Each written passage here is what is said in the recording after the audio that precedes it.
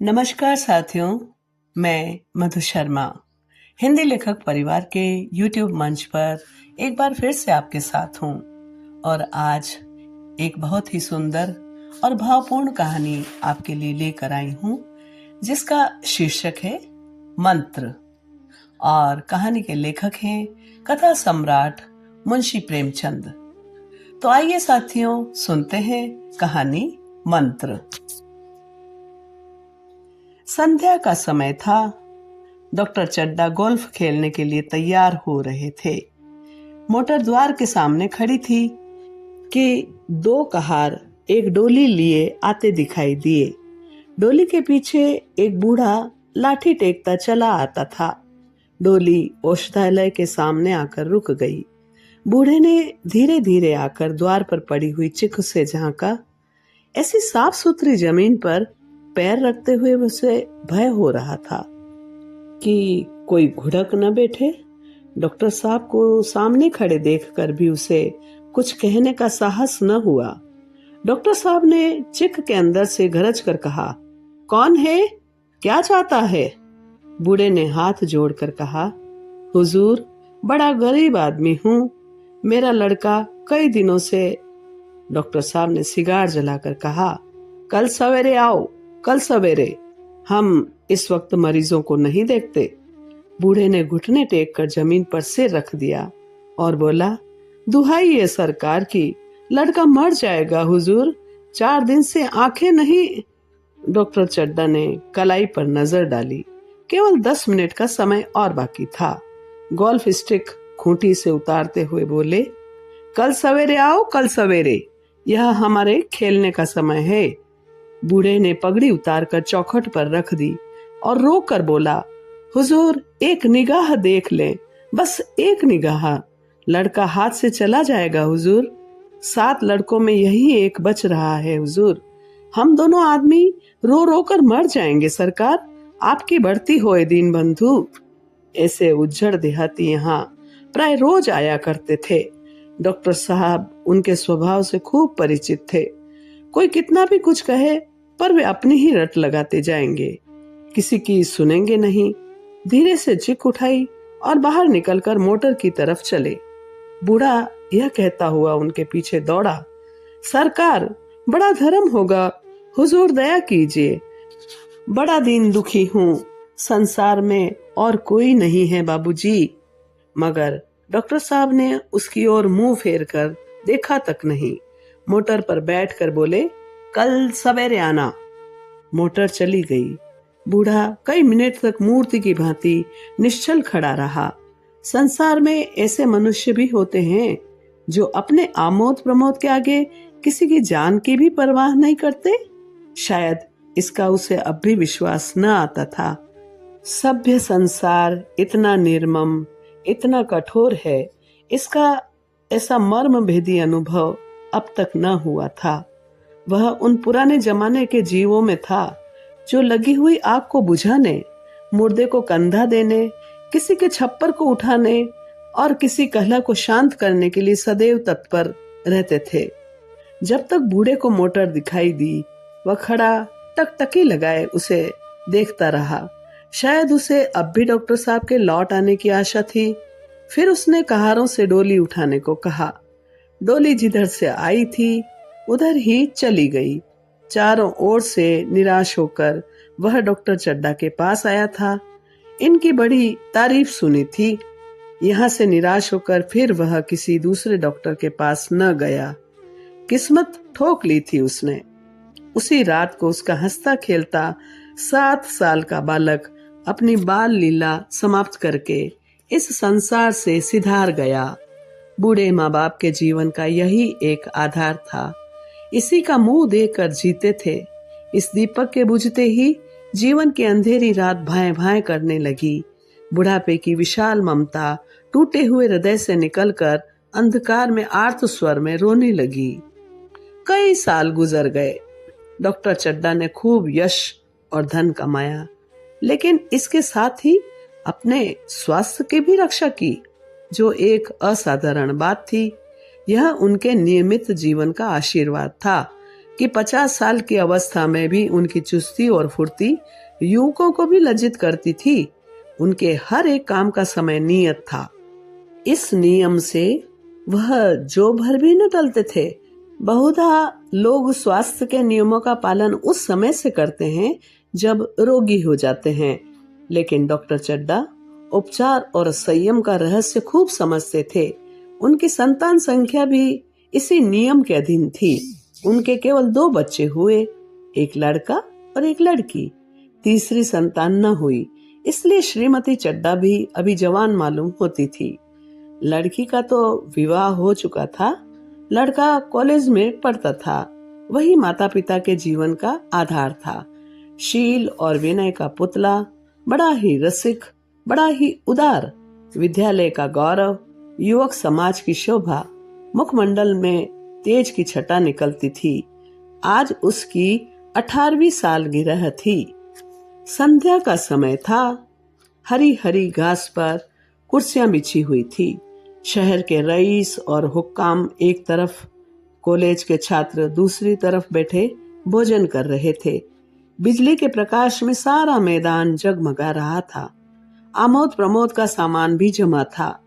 छोटा सा प्रहसन खेलने की तैयारी थी। प्रहसन स्वयं कैलाश नाथ ने लिखा था। कैलाश नाथ वही डॉक्टर चड्डा का लड़का, वही मुख्य एक्टर भी था। इस समय वह एक रेशमी कमीज पहने, नंगे सिर नंगे पांव इधर से उधर मित्रों की आवभगत में लगा हुआ था। कोई पुकारता, कैलाश जरा इधर आना। कोई उधर से बुलाता, कैलाश क्या उधर ही रहोगे। सभी उसे छेड़ते थे, चुगली करते थे। बेचारे को जरा दम मारने का अवकाश न मिलता था। सहसा एक रमणी ने उसके पास आकर कहा, क्यों कैलाश, तुम्हारे सांप कहाँ है? जरा मुझे दिखा दो। कैलाश ने उससे हाथ मिलाकर कहा, मृणालिनी, इस वक्त क्षमा करो, कल दिखा दूंगा। मृणालिनी ने आग्रह किया, जी नहीं, तुम्हें दिखाना पड़ेगा। मैं आज नहीं मानने की, तुम रोज कल कल करते हो। मृणालिनी और कैलाश दोनों सहपाठी थे, एक दूसरे के प्रेम में पगे हुए। कैलाश को सांपों को पालने, खिलाने और नचाने का शौक था। तरह तरह के सांप पाल रखे थे।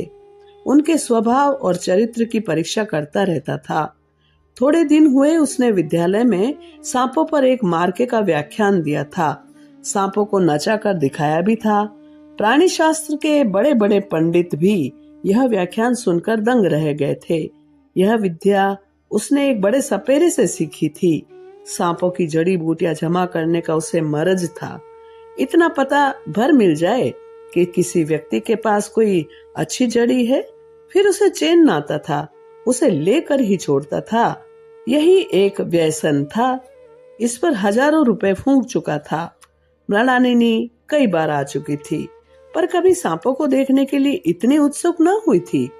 कह नहीं सकते आज उसकी उत्सुकता सचमुच जाग गई या कैलाश पर अपने अधिकार का प्रदर्शन करना चाहती थी, पर उसका आग्रह बेमौके था।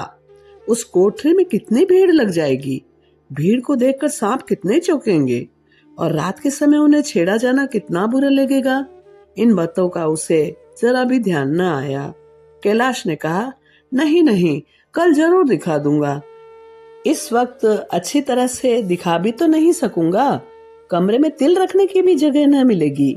एक महाशय ने छेड़ कर कहा, दिखा क्यों नहीं देते? जरा सी बात के लिए इतना टालम टोल करना अच्छी बात नहीं है। मिस गोविंद, हरगिज न मानना, देखें कैसे नहीं दिखाते। दूसरे महाशय ने और रद्दा चढ़ाया, मिस गोविंद इतनी सीधी और भोली है, तभी आप इतना मिजाज करते हैं। दूसरी सुंदरी होती तो इस बात पर बिगड़ खड़ी होती। तीसरे साहब ने मजाक उड़ाया, अजीब बोलना छोड़ देती, भला कोई बात है? इस पर आपका दावा है कि मृणालिनी के लिए जान हाजिर है। मृणालिनी ने देखा कि ये शोहदे उसे रंग पर चढ़ा रहे हैं, तो बोली, आप लोग मेरी वकालत न करें, मैं खुद अपनी वकालत कर लूंगी। मैं इस वक्त सांपों का तमाशा नहीं देखना चाहती, चलो छुट्टी हुई। इस पर मित्रों ने ठट्टा लगाया। एक साहब बोले, देखना तो आप सब कुछ चाहें, पर कोई दिखाए भी तो। कैलाश को मृणालिनी की झेपी हुई सूरत देखकर मालूम हुआ कि इस वक्त उसका इनकार करना वास्तव में उसे बुरा लगा है। जो ही प्रीति भोज समाप्त हुआ और गाना शुरू हुआ, मृणालिनी और अन्य मित्रों को सांप के दरबे के सामने ले जाकर महुहर बजाना शुरू किया। फिर एक एक खाना खोलकर एक एक सांप को निकालने लगा। वाह, क्या कमाल था! ऐसा जान पड़ता था कि वे कीड़े उसकी एक एक बात, उसके मन का एक एक भाव समझते हैं। किसी को उठा लिया, किसी को गर्दन में डाल लिया, किसी को हाथ में लपेट लिया। मृणालिनी बार बार मना करती रही कि इन्हें गर्दन में न डालो, दूर ही से दिखा दो, बस जरा नचा दो। कैलाश की गर्दन में सांपों को लिपटते देखकर उसकी जान निकली जाती थी। पछता रही थी कि मैंने व्यर्थ ही इससे सांप दिखाने को कहा, मगर कैलाश एक न सुनता था। प्रेमिका के सम्मुख अपने सर्पकला प्रदर्शन का ऐसा अवसर पाकर वह कब चूकता। एक मित्र ने टीका की, दांत तोड़ डाले होंगे। कैलाश हंसकर बोला, दांत तोड़ डालना मदारियों का काम है, किसी के दांत नहीं तोड़े गए, कहिए तो दिखा दूं। कहकर उसने एक काले सांप को पकड़ लिया और बोला, मेरे पास इससे बड़ा और जहरीला सांप दूसरा नहीं है। अगर किसी को काट ले तो आदमी आनन फानन में मर जाए, लहर भी ना आए। इसके काटे पर मंत्र नहीं है, इसके दांत दिखा दूं? मृणालिनी ने उसका हाथ पकड़कर कहा, नहीं नहीं कैलाश, ईश्वर के लिए इसे छोड़ दो, तुम्हारे पैरों पड़ती हूँ। इस पर दूसरे मित्र बोले, मुझे तो विश्वास नहीं आता, लेकिन तुम कहते हो तो मान लूंगा। कैलाश ने सांप की गर्दन पकड़कर कहा, नहीं साहब, आप आंखों से देखकर मानिए। दांत तोड़कर वश में किया तो क्या किया? सांप बड़ा समझदार होता है। अगर उसे विश्वास हो जाए कि इस आदमी से मुझे कोई हानि न पहुंचेगी तो वह इसे हरगिज न काटेगा। मृणालिनी ने जब देखा कि कैलाश पर इस वक्त भूत सवार है तो उसने यह तमाशा न करने के विचार से कहा, अच्छा भाई, अब यहाँ से चलो, देखो गाना शुरू हो गया है, आज मैं भी कोई चीज सुनाऊंगी। यह कहते हुए उसने कैलाश का कंधा पकड़कर चलने का इशारा किया और कमरे से निकल गई। मगर कैलाश विरोधियों की शंका समाधान करके ही दम लेना चाहता था। उसने सांप की गर्दन पकड़कर जोर से दबाई, इतनी जोर से दबाई कि उसका मुंह लाल हो गया, देह की सारी नसें तन गई। सांप ने अब तक उसके हाथों में ऐसा व्यवहार कभी न देखा था।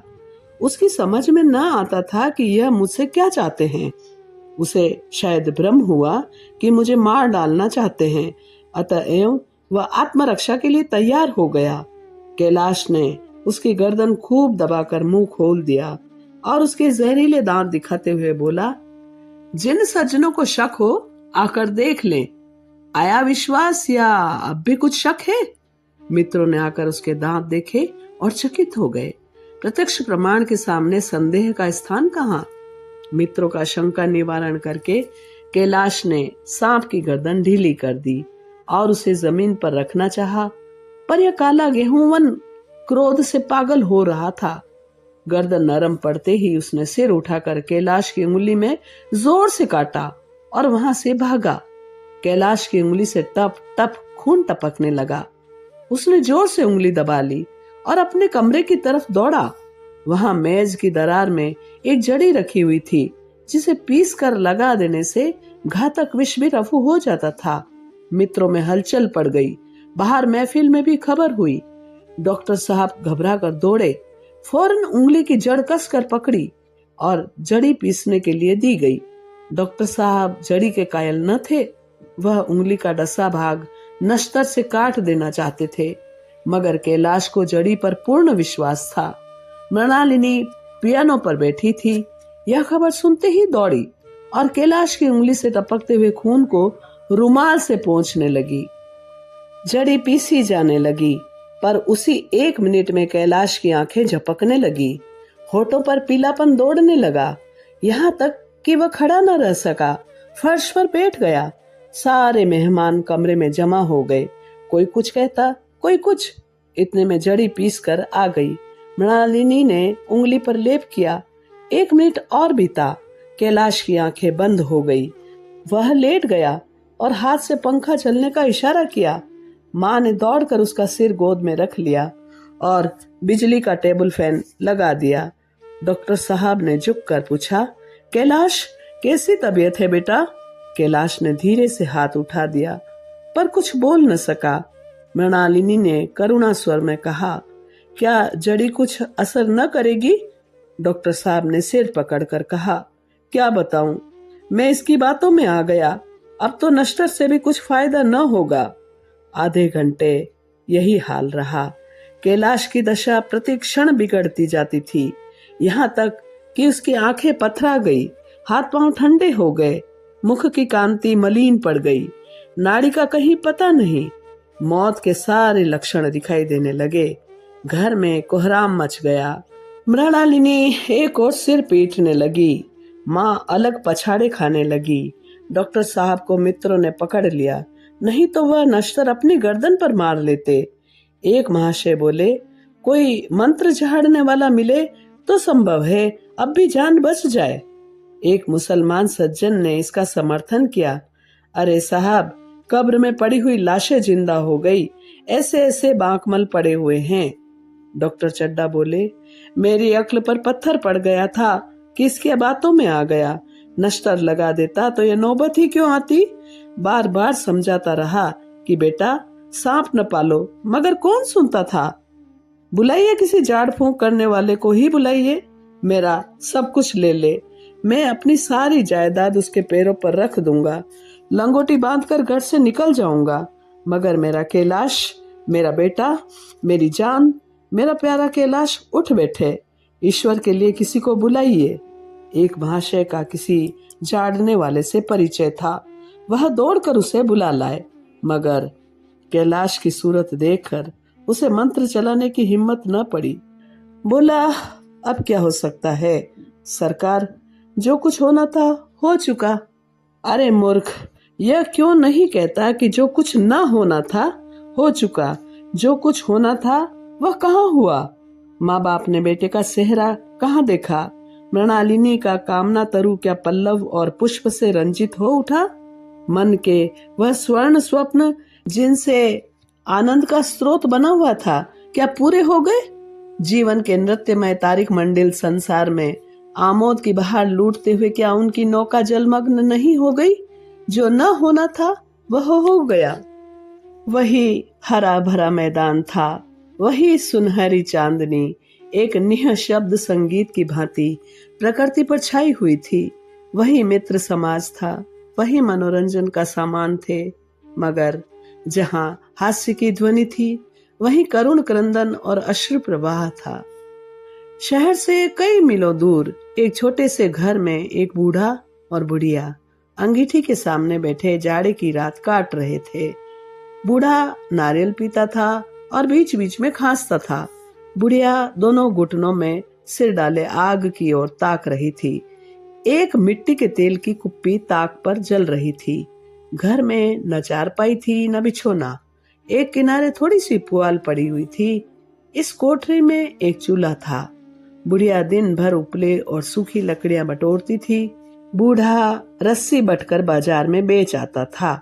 यही उनकी जीविका थी। उन्हें न किसी ने रोते देखा न हंसते। उनका सारा समय जीवित रहने में कट जाता था। मौत द्वार पर खड़ी थी, रोने या हंसने की कहाँ फुर्सत। बुढ़िया ने पूछा, कल के लिए सन तो है ना, क्या काम करोगे।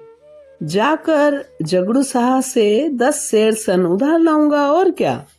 उसके पहले के पैसे तो दिए ही नहीं, और उधार कैसे देगा। ना देगा ना सही, घास तो कहीं नहीं गई है। दोपहर तक क्या 2 आने की भी न काटूंगा। इतने में एक आदमी ने द्वार पर आवाज दी, भगत, भगत क्या सो गए, जरा किवाड़ खोलो। भगत ने उठकर किवाड़ खोल दिए। एक आदमी ने अंदर आकर कहा, कुछ सुना, डॉक्टर चड्डा बाबू के लड़के को सांप ने काट लिया। भगत ने चौंक कर कहा, चड्डा बाबू के लड़के को? वही चड्डा बाबू है ना जो छावनी में बंगले में रहते हैं? हाँ हाँ वही। शहर में हल्ला मचा हुआ है, जाते हो तो जाओ, आदमी बन जाओगे। बूढ़े ने कठोर भाव से सिर हिलाकर कहा, मैं नहीं जाता, मेरी बला जाए। वही चड्डा है, खूब जानता हूँ। भैया को लेकर उन्हीं के पास गया था, खेलने जा रहे थे, पैरों पर गिर पड़ा कि एक नजर देख लीजिए, मगर सीधे मुंह से बात तक न की। भगवान बैठे सुन रहे थे, अब जान पड़ेगा कि बेटे का गम कैसा होता है। कई लड़के हैं?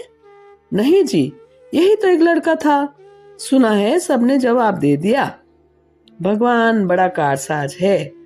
उस बखत मेरी आंखों से आंसू निकल रहे थे, पर उन्हें तनिक भी दया न आई थी। मैं तो उनके द्वार पर होता तो भी बात न पूछता। तो न जाओगे? हमने जो सुना था सो कह दिया। अच्छा किया, अच्छा किया। कलेजा ठंडा हो गया, आंखें ठंडी हो गई, लड़का भी ठंडा हो गया होगा। तुम जाओ, आज चैन की नींद सोऊंगा। बुढ़िया से बोले, जरा तंबाकू तो ला, एक चिलम और पीऊंगा। अब मालूम होगा लाला को, सारी साहबी निकल जाएगी। हमारा क्या बिगड़ा? लड़के के मर जाने से कुछ राज तो नहीं चला गया। जहाँ 6 बच्चे गए थे वहाँ एक और चला गया। तुम्हारा तो राज सुना हो जाएगा। उसी के वास्ते सबका गला दबा दबा कर जोड़ा था ना। अब क्या करोगे? एक बार देखने जाऊंगा, पर कुछ दिन बाद मिजाज का हाल पूछूंगा। आदमी चला गया। भगत ने किवाड़ बंद कर दिए। तब चिलम पर तंबाकू रखकर पीने लगा। बुढ़िया ने कहा, इतनी रात गए, जाड़े पाले में कौन जाएगा? अरे दोपहर ही होती तो भी न जाता, सवारी दरवाजे पर लेने आती तो भी न जाता। भूल नहीं गया हूँ, पन्ना की सूरत आज भी आंखों में फिर रही है। इस निर्दयी ने उसे एक नजर देखा तक नहीं। क्या मैं नहीं जानता कि वह न बचेगा? खूब जानता था। चड्डा भगवान नहीं थे कि उनके एक निगाह देख लेने से अमृत बरस जाता। नहीं, खाली मन की दौड़ थी, जरा तसल्ली हो जाती, बस इसलिए उनके पास गया था। अब किसी दिन जाऊंगा और कहूंगा, क्यों साहब, कहिए क्या रंग है? दुनिया बुरा कहेगी, कहेगी, कोई परवाह नहीं। छोटे आदमियों में तो सब ऐब होते हैं, बड़ों में कोई ऐब नहीं होता, देवता होते हैं। भगत के लिए यह जीवन में पहला अवसर ऐसा था कि समाचार पाकर वह बैठा रह गया हो। 80 वर्ष के जीवन में ऐसा कभी न हुआ कि सांप की खबर पाकर वह दौड़ न गया हो। माघ पूस की अंधेरी रात, चैत बैसाख की धूप और लू, सावन भादों की चढ़ी हुई नदी और नाले, किसी की उसने कभी परवाह न की। वह तुरंत घर से निकल पड़ता था, निस्वार्थ और निष्काम। लेन देन का विचार कभी दिल में आया ही नहीं। यह ऐसा काम ही न था। जान का मूल्य कौन दे सकता है? यह एक पुण्य कार्य था।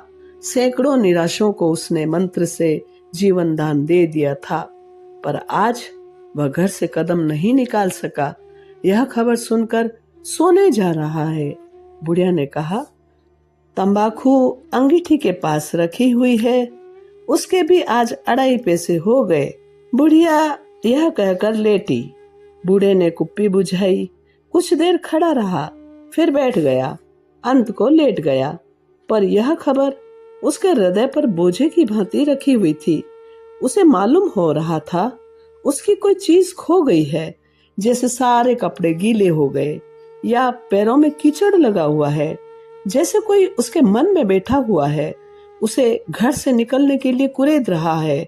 बुढ़िया जरा देर में खर्राटे लेने लगी। बूढ़े बातें करते करते सोते हैं, जरा सा खटका होते ही जागते हैं।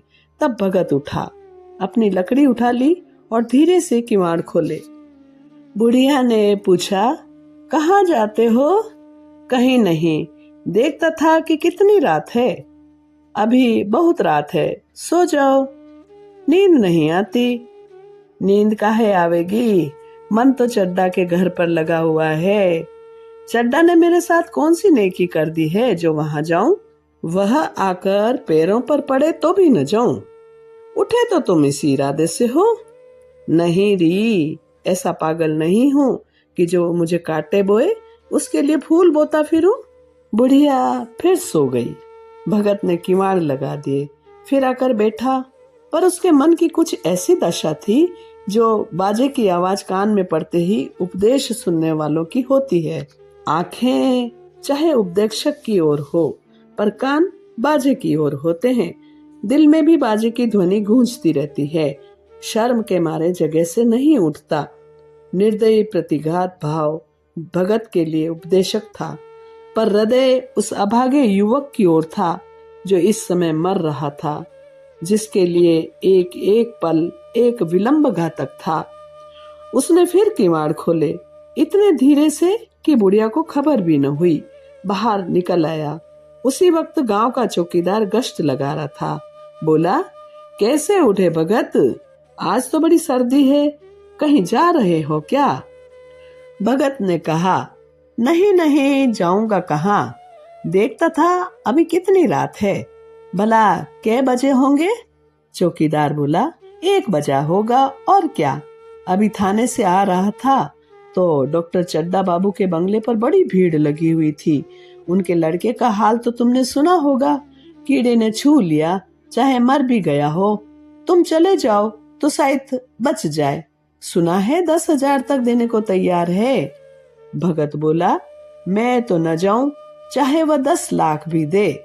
मुझे 10,000 या 10 लाख लेकर क्या करना? कल मर जाऊंगा, फिर कौन भोगने वाला बैठा हुआ है। चौकीदार चला गया। भगत ने आगे पैर बढ़ाया। जैसे नशे में आदमी की देह अपने काबू में नहीं रहती। पैर कहीं रखता है, पड़ता कहीं। कहता कुछ है, जबान से निकलता कुछ और है। यही हाल इस समय भगत का था। मन में प्रतिकार था, पर कर्म मन के अधीन न था। जिसने कभी तलवार नहीं चलाई, वह इरादा करके भी तलवार नहीं चला सकता। उसके हाथ कांपते हैं, उठते ही नहीं। भगत लाठी खट खट करता लपका चला जा रहा था। चेतना रोकती थी, पर उपचेतना ठेलती थी। सेवक स्वामी पर हावी था। आधी राह निकल जाने के बाद सहसा भगत रुक गया। हिंसा ने क्रिया पर विजय पाई। मैं यूं ही इतनी दूर चला आया। इस जाड़े पाले में मरने की मुझे क्या पड़ी थी? आराम से सोया क्यों नहीं? नींद न आती ना सही, 2-4 भजन ही गाता। व्यर्थ इतनी दूर दौड़ाया। चड्डा का लड़का मरे या जिए, मेरी बला से। मेरे साथ उन्होंने ऐसा कौन सा सलूक किया था कि मैं उनके लिए मरूं? दुनिया में हजारों मरते हैं, हजारों जीते हैं। मुझे किसी के मरने जीने से क्या मतलब? मगर उपचेतना ने अब दूसरा रूप धारण किया, जो हिंसा से बहुत कुछ मिलता जुलता था। वह झाड़ फूंक करने नहीं जा रहा था। वह देखेगा कि लोग क्या कर रहे हैं। डॉक्टर साहब का रोना पीटना देखेगा, किस तरह सिर पीटते हैं, किस तरह पछाड़े खाते हैं। वह देखेगा कि बड़े लोग भी छोटों की भांति रोते हैं या सबर कर जाते हैं। वे लोग तो विद्वान होते हैं, सबर कर जाते होंगे। हिंसा भाव को यूं धीरज देता हुआ वह फिर आगे बढ़ा। इतने में 2 आदमी आते दिखाई दिए। दोनों बातें करते करते आ रहे थे। चड्डा बाबू का घर उजड़ गया। वही तो एक लड़का था। भगत के कान में आवाज पड़ी। उसकी चाल और भी तेज हो गई। थकान के मारे पांव न उठते थे। शिरोभाग इतना बड़ा जाता था मानो अब मुंह के बल गिर पड़ेगा। इस तरह वह कोई 10 मिनट तक चला होगा कि डॉक्टर साहब का बंगला नजर आया। बिजली की बत्तियां जल रही थी, मगर सन्नाटा छाया हुआ था। रोने पीटने की आवाज भी न आती थी। भगत का कलेजा धक धक करने लगा। कहीं मुझे बहुत देर तो नहीं हो गई। वह दौड़ने लगा। अपनी उम्र में वह इतना तेज कभी न दौड़ा था। बस मालूम होता था मानो उसके पीछे मौत दौड़ी चली आ रही है। 2 बज गए थे। मेहमान विदा हो गए। रोने वालों में केवल आकाश के तारे रह गए थे और सभी रो रो कर थक गए थे। बड़ी उत्सुकता से लोग रह रहकर आकाश की ओर देखते थे कि किसी तरह सुबह हो और लाश गंगा की गोद में दी जाए। सहसा भगत ने द्वार पर पहुंचकर आवाज दी, डॉक्टर साहब समझे कोई मरीज आया होगा।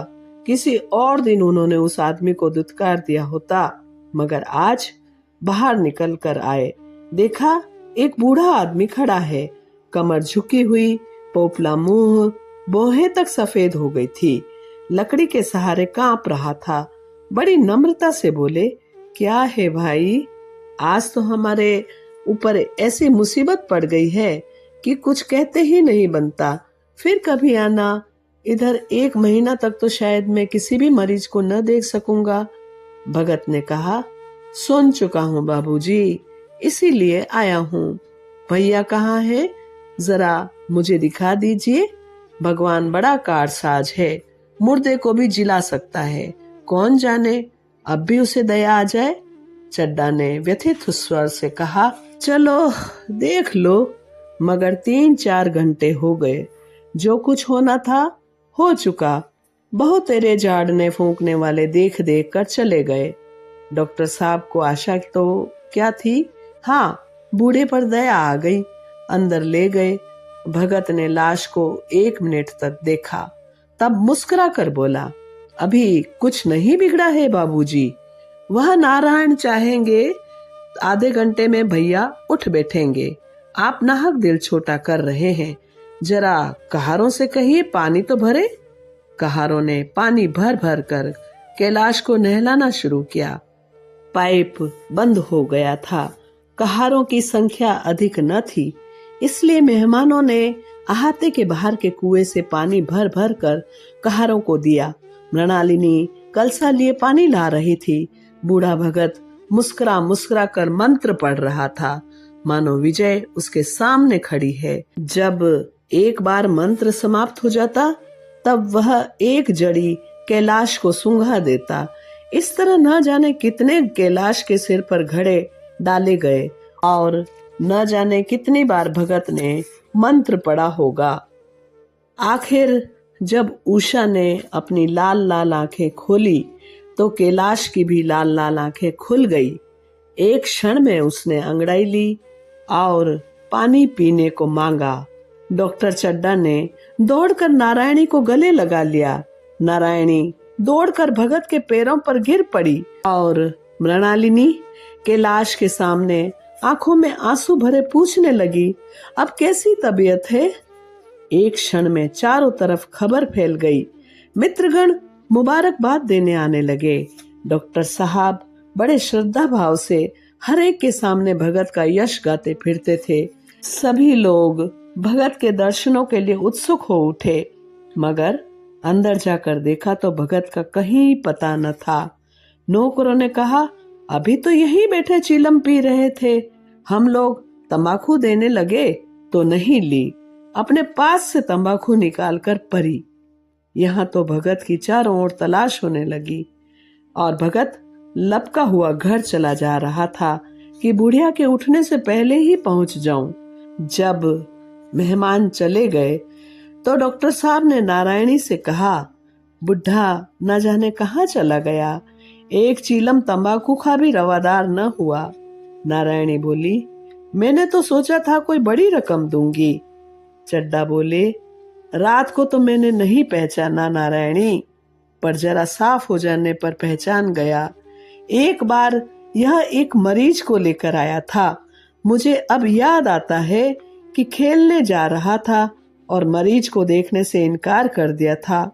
आज उस दिन की बात याद करके मुझे जितनी ग्लानि हो रही है ना, उसे प्रकट नहीं कर सकता। मैं उसे अब खोज निकालूंगा और उसके पैरों पर गिरकर अपना अपराध क्षमा कराऊंगा। वह कुछ लेगा नहीं, यह जानता हूँ। उसका जन्म यश की वर्षा करने के लिए ही हुआ है। उसकी सज्जनता ने मुझे ऐसा आदर्श दिखा दिया है जो अब से जीवन पर्यंत मेरे सामने रहेगा। और चड्डा हमेशा के लिए परोपकार की राह पर चल दिया। तो साथियों, यह थी कहानी मंत्र, जिसे लिखा था मुंशी प्रेमचंद ने। आशा करती हूँ कहानी आपको बेहद पसंद आएगी। कहानी को लाइक और कमेंट्स करें और इसी तरह की और भी बहुत ही उत्कृष्ट कहानियां सुनने के लिए चैनल को सब्सक्राइब जरूर करें। फिर मिलती हूँ एक नई कहानी के साथ। तब तक के लिए नमस्कार। अगर आपको रचना पसंद आती है तो लाइक्स और कमेंट्स ज़रूर करें और शेयर कीजिए।